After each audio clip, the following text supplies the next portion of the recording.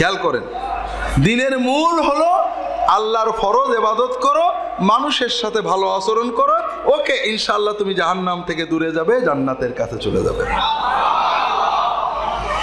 মুশকিল হলো ভাইরা, আমাদের দেশে আমাদের দাওয়াত হয়ে গেছে ফাদাইল ওয়ান নওয়াফিল, ফরজ কেন যেন হারিয়ে গেছে।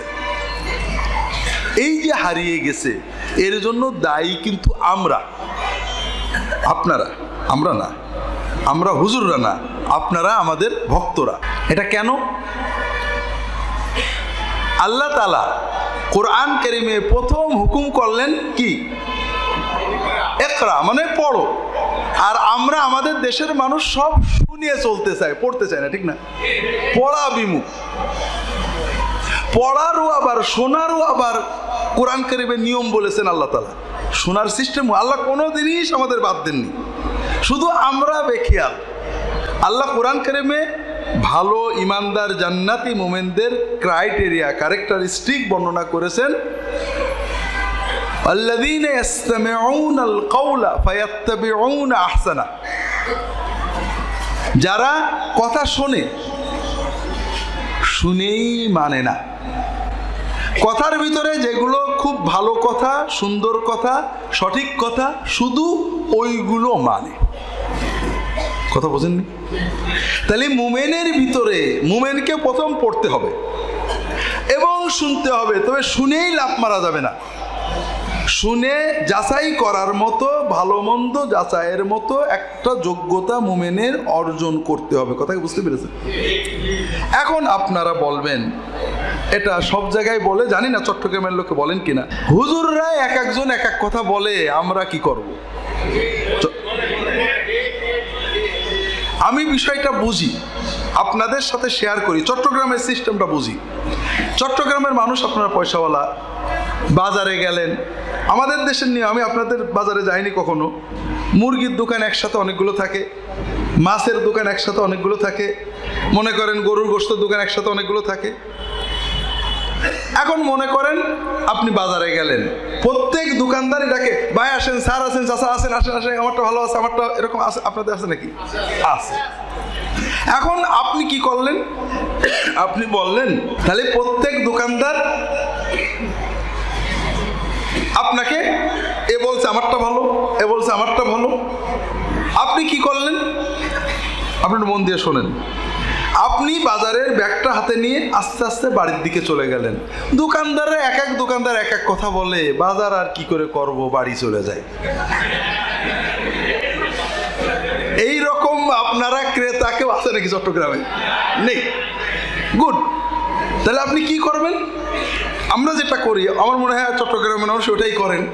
প্রথমে দোকান দেখি, 5 দোকানের ভিতরে কোন দোকানদারটা অপেক্ষাকৃত নির্ভরযোগ্য, আমার আগের পরিচিত, অথবা 2-5 বার কিনেছি, না ঠকাবে না আশা করা যায়, এইরকম একটা দোকান দেখে ঢুকি। অথবা দাড়ি আছে, নামাজি, মসজিদে দেখা হয়, কোনো না কোনো একটা যাচাই পদ্ধতিতে 10টা দোকানের ভিতরে একটা দোকান আমরা যাচাই করে ঢুকবো, ঠিক না? ঢুকলাম। ঢুকার পরে আমাদের দেশের কথা বলছি, আপনাদের দেশে কেমন জানি না, যখন দোকানদার, আপনি মনে করেন আলু কিনবেন, দোকানদার বড় একটা পাত্রে করে অনেক, মানে 2 কেজি আলু যখন পাল্লার উপরে রাখে, আমাদের দেশের লোক যেটা করে, এই ভাই রাখো, আমি আলু দেখে নেব। আপনারা করেন নাকি?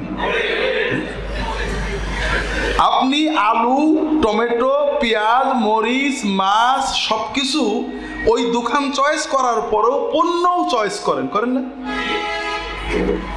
আপনি বাজারের থলেটা বাড়িতে রেখে বেগম সাহেবকে দিয়ে মসজিদে চলে গেলেন।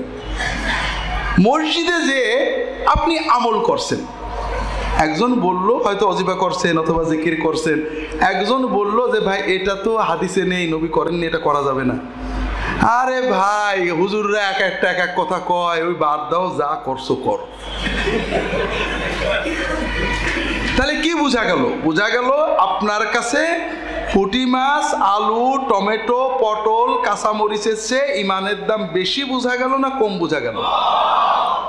ভাইরা, আল্লাহ তাআলার আল্লাহর সাথে বিজনেসের সে সহজ নেই। আল্লাহ আপনার মনটা শুধু দেখতে চান, কত আবেগ, কত ভালোবাসা, কত আন্তরিকতা দিয়ে আপনি আল্লাহর কাছে যেতে চাচ্ছেন। আপনার কাছে আলুর দাম বেশি হলো, পটলের দাম, পটল প্রতিটি পটল হাত দিয়ে বেছে নিলেন, দোকান বাঁচলেন, পণ্য বাঁচলেন, মাছ বেছে নিলেন। আর ঈমান জান্নাত কেনার সময় আপনি বাছাই না করে যা বললো পাল্লা ধরে ঢেলে দিল, নিয়ে চলে আসলেন। বোঝা গেল আপনি আল্লাহর জান্নাতের কোনো দাম দেন না। আপনি যখন দাম দেবেন, ভুল হলেও আপনি জান্নাত পাবেন।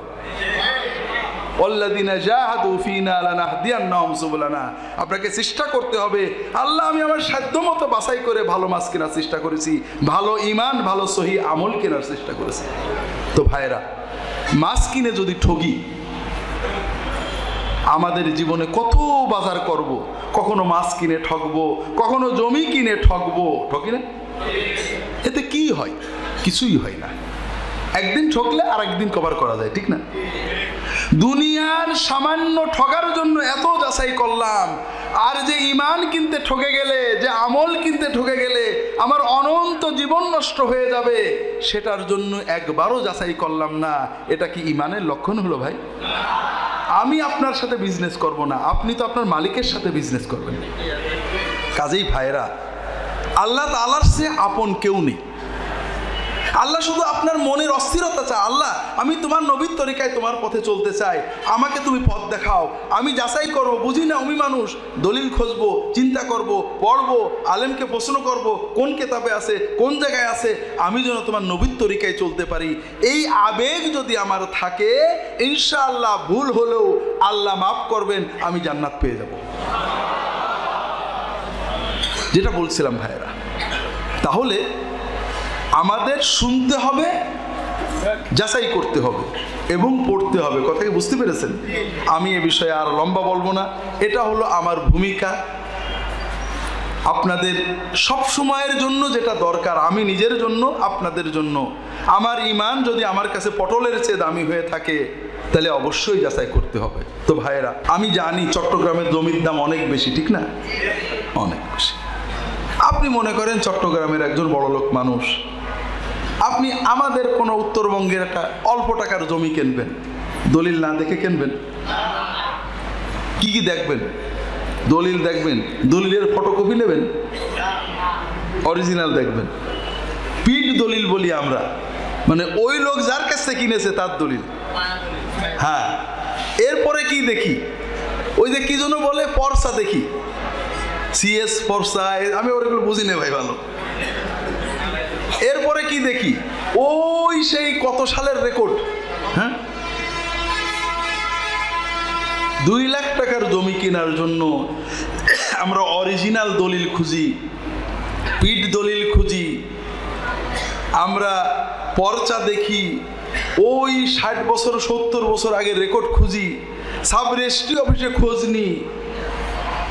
আর জান্নাতের 1 কাঠা জমি কেনার জন্য কোনো কিছুই খোঁজ না করে যা বললো নিয়ে নিলাম, পকেটের টাকা দিয়ে দিলাম। এটা কি জান্নাত আপনার কাছে গুরুত্বপূর্ণ সাই বোঝা গেল, না জান্নাতের আপনি গুরুত্ব দেন না তাই বোঝা গেল?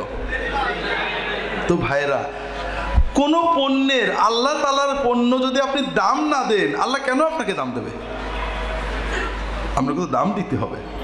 আল্লাহ, আমি তোমার কাছ থেকে সবচেয়ে দামি জিনিস কিনতে চাই, আমি যাচাই করব, আসল দলিল কোরআন দেখব, আসল দলিল নবীর সুন্নাত দেখব, আসল দলিল সাহাবাদেরকে দেখব। আমি ভালো করে যাচাই বাছাই করে, আমাদের জীবনে ভাইরা 2 লাখ টাকা জমিতে হেরে গেলে এমন কিছু লস হয় না। কত জমি কিনে, আমার বাপ জমি কিনেছে, আরেকজন দখল করে নিয়েছে, কি হয়েছে? আমরা তো বড় হয়ে গেছি, মানুষ হয়ে গেছি। কথা বুঝেননি? কিন্তু জান্নাতের জমি কিনতে যে ভাইরা, দুনিয়াতে তো কিছুই করতে পারি না ভাই।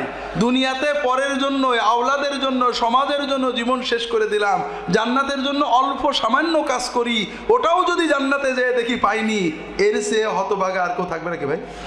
তো কাজেই ভাইরা, আমার অনুরোধ হলো, জান্নাতকে দাম দেন, আল্লাহর বেলায়েতকে দাম দেন। আল্লাহ খুব সহজেই মেনে নেন, শুধু আপনার মনের আগ্রহ, আন্তরিক চেষ্টা আল্লাহ দেখতে চান। আল্লাহ তাআলা তৌফিক দান করুন, আমিন।